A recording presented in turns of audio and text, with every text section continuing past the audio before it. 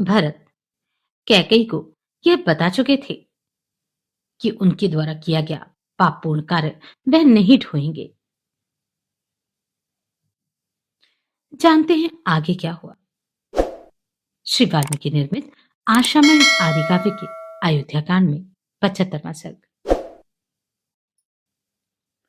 बहुत देर के बाद होश में आने पर जब पराक्रमी भरत उठे, तब आंसू भरे नेत्रों से दीन बनी बैठी हुई माता की ओर देखकर मंत्रियों के बीच उसकी निंदा करते हुए बोले, मंत्री बरो, मैं राज्य नहीं चाहता और ना मैंने कभी माता से इसके लिए बात ही की है।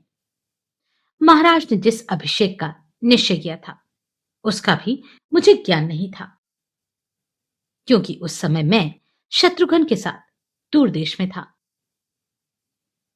महात्मा श्री राम के वनवास और सीता तथा लक्ष्मण के निर्वासन का भी मुझे ज्ञान नहीं था कि वह कब और कैसे हुआ।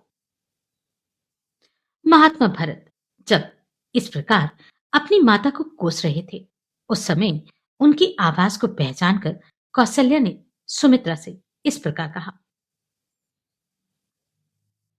क्रूर कर्म करने वाली कैकेयी के पुत्र भरत आ गए हैं।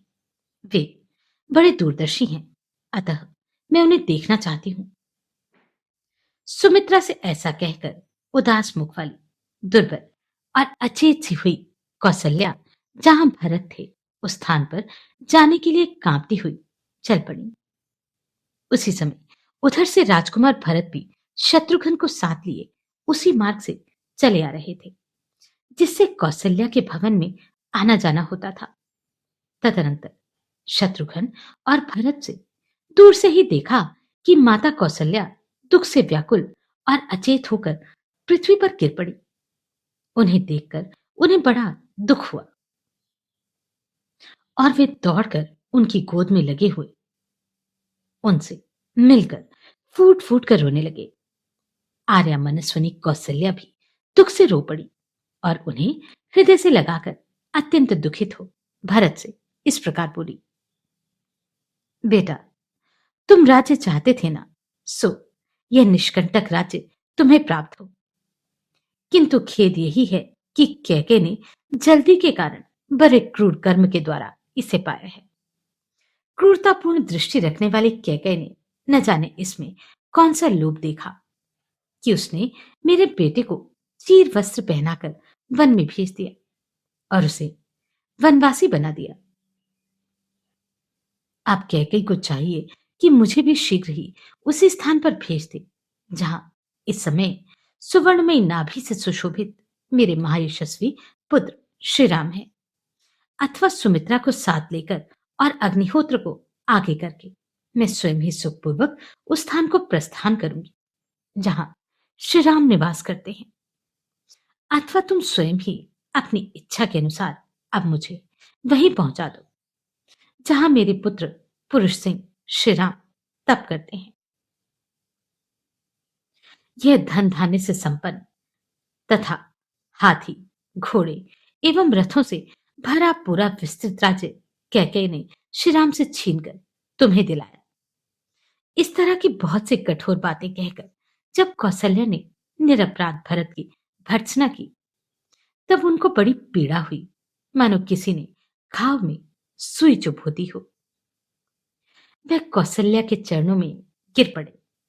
उस समय उनके चित्त में बड़ी घबराहट थी। वे बारंबार विलाप करके अचेत हो गए।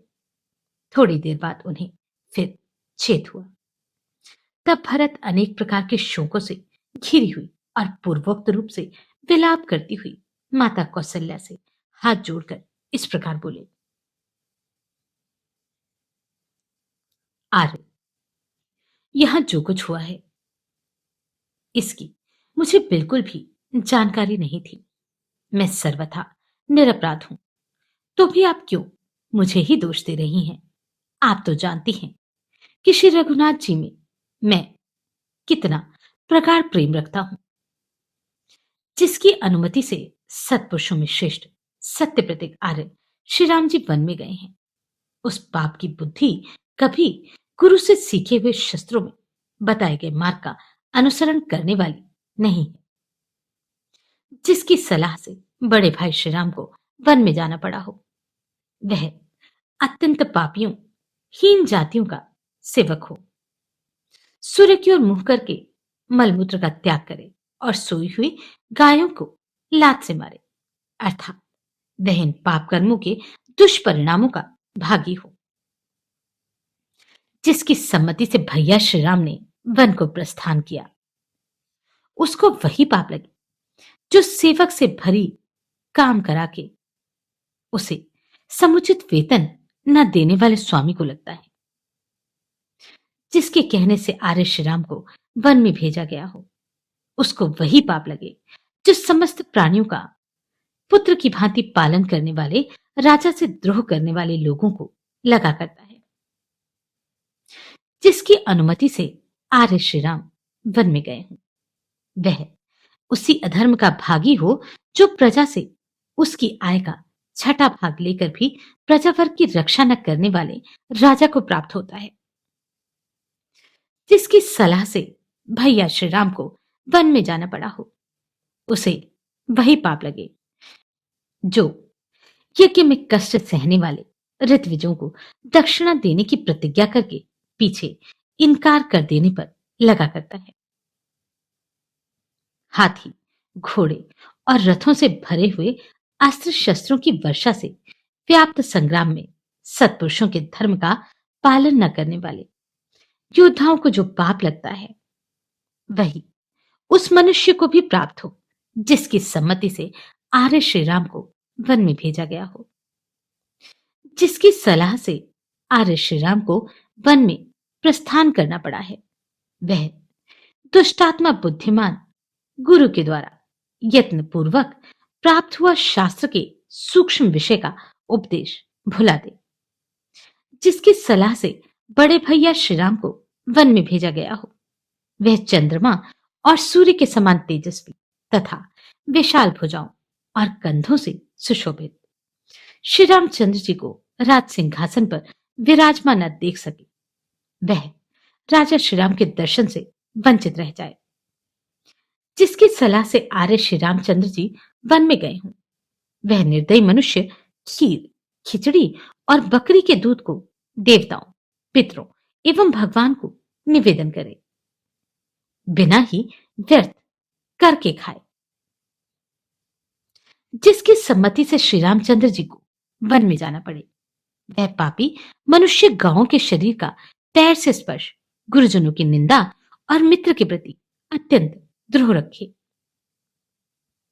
जिसके कहने से बड़े भैया श्री राम वन में गए हों, वह दुष्टात्मा गुप्त रखने के विश्वास पर एकांत में कहे हुए किसी के दोषों को दूसरों पर प्रकट कर दे, अर्थात उसे विश्वासघात करने का भी पाप लगे। जिसकी अनुमति से आर्य श्री राम वन में गए हों, वह मनुष्य उपकार न करने वाला, कृतघ्न, सत्पुरुषों द्वारा परित्यक्त, निर्लज और जगत में सबके द्वेष का पात्र हो।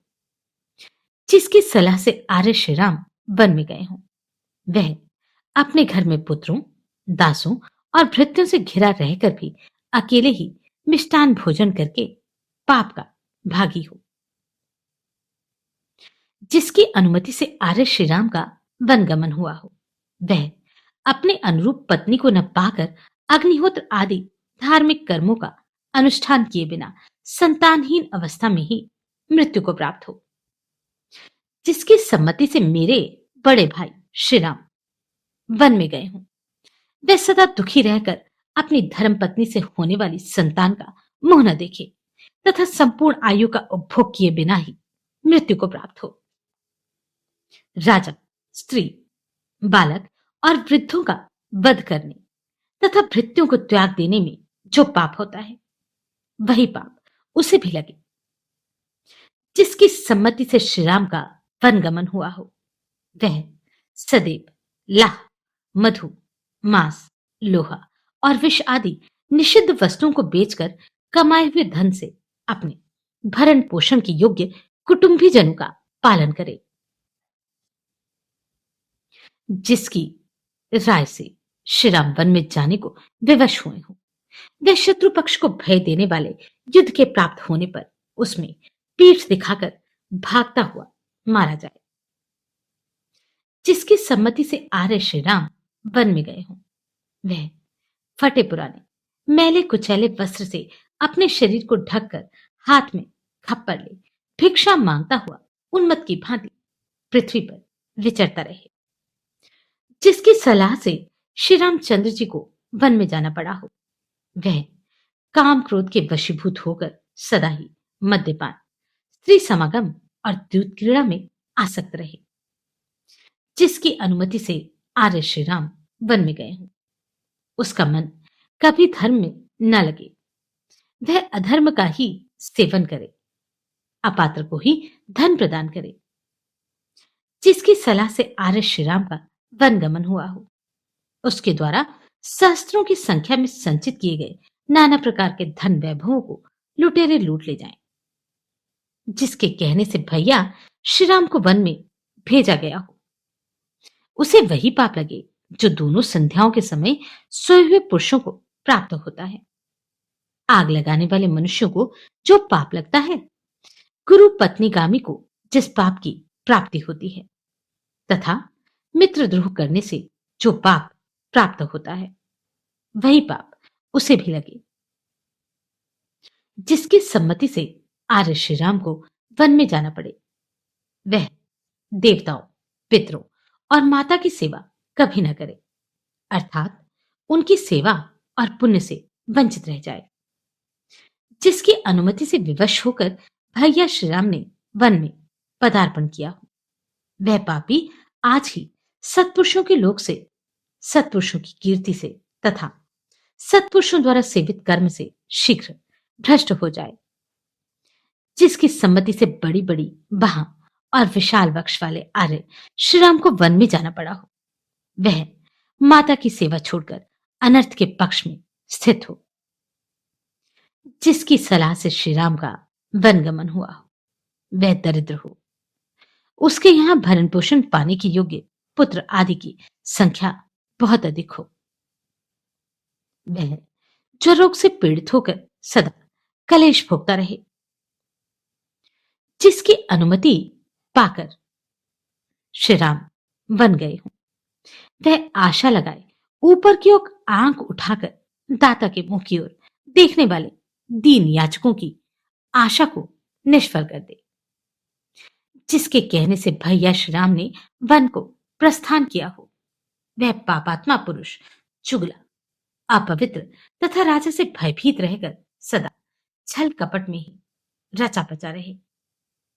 जिसके परामर्श से आर्य का वन गमन हुआ, वह दुष्टात्मा ऋतु स्नान काल प्राप्त होने के कारण अपने पास आई हुई सती साध्वी ऋतुस्राता पत्नी को ठुकरा दे। जिसकी सलाह से मेरे बड़े भाई को वन जाना पड़ा हो, उसको वही पाप लगे जो अन्न आदि का दान न करने अथवा स्त्री से द्वेष रखने के कारण नष्ट हुई संतान वाली ब्राह्मण को प्राप्त होता है। जिसकी राय से आर्य ने वन में पदार्पण किया हो, वह मलिन इंद्रिय वाला पुरुष ब्राह्मण के लिए की जाती हुई पूजा में विघ्न डाल दे और छोटे बछड़े वाली 10 दिन के भीतर की ब्याई हुई गाय का दूध दोहे। जिसने आर्य श्री राम के वनागमन की अनुमति दी हो, वह मूढ़ धर्मपत्नी को छोड़कर पर स्त्री का सेवन करे तथा धर्म विषयक अनुराग को त्याग दे। पानी को गंदा करने वाले तथा दूसरों को विष देने वाले मनुष्य को जो पाप लगता है, वह सारा पाप अकेला वही प्राप्त करे। जिसकी अनुमति विवश होकर आर्य श्री राम को वन जाने के लिए प्रेरित करती थी, जिसकी सम्मति से आर्य का वन गमन हुआ, वह उसी पाप को प्राप्त हो जो पानी होते हुए भी प्यासे को उससे वंचित कर देने वाले मनुष्य को लगता है। जिसकी अनुमति से आर्य श्री राम वन में गए हों, वह उस पाप का भागी हो जो परस्पर झगड़ते हुए मनुष्यों में से किसी एक के प्रति पक्षपात रखकर मार्ग में खड़ा हो, उनका झगड़ा देखने वाले कलह प्रिय मनुष्य को लगता है। इस प्रकार पति और पुत्र से बिछड़ी हुई कौशल्या को शपथ के द्वारा आश्वस्त करते हुए राजकुमार भरत दुख से व्याकुल होकर पृथ्वी पर गिर पड़े। उस समय दुष्कर शब्दों द्वारा अपनी सफाई देते हुए शोक संतप्त एवं अचेत भरत से कौशल्या ने इस प्रकार कहा, बेटा, तुम अनेक अनेक शपथ खाकर जो मेरे प्राणों को पीड़ा दे रहे हो, इससे मेरा यह दुख और भी बढ़ता जा रहा है। वत्स, सौभाग्य की बात है कि शुभ लक्षणों से संपन्न तुम्हारा चित्त धर्म से विचलित नहीं हुआ। तुम सत्य प्रतीक हो, इसलिए तुम्हें सत्पुरुषों के लोग प्राप्त होंगे। ऐसा कहकर कौशल्या ने भ्रातृभक्त महाबाहु भरत को गोद में खींच लिया और अत्यंत दुखी हो उन्हें हृदय से लगाकर फूट फूट कर रोने लगी। महात्मा भरत भी दुख से आर्त होकर विलाप कर रहे थे। उनका मन मोह और शोक से व्याकुल हो रहा था। पृथ्वी पर पड़े हुए भरत की बुद्धि विवेक शक्ति नष्ट हो गई थी। वे अचेत से होकर विलाप करते और बारंबार लंबी सांस खींचते थे। इस तरह शोक में ही उनकी वह रात्रि बीत गई। इस प्रकार श्री वाल्मीकि निर्मित आशामण आदि काव्य के अयोध्या कांड में 75वां सर्ग पूरा हुआ। भरत ने राजा दशरथ का अंत्येष्टि संस्कार किया, या उस संस्कार में राजा राम भी आ सके, जानते हैं क्या होता है अगले अध्याय में। नमस्कार, मैं आभा शर्मा जावास। अगर आपको ये प्रश्न सराहनीय लगे तो आप कंट्रीब्यूट कर सकते हैं।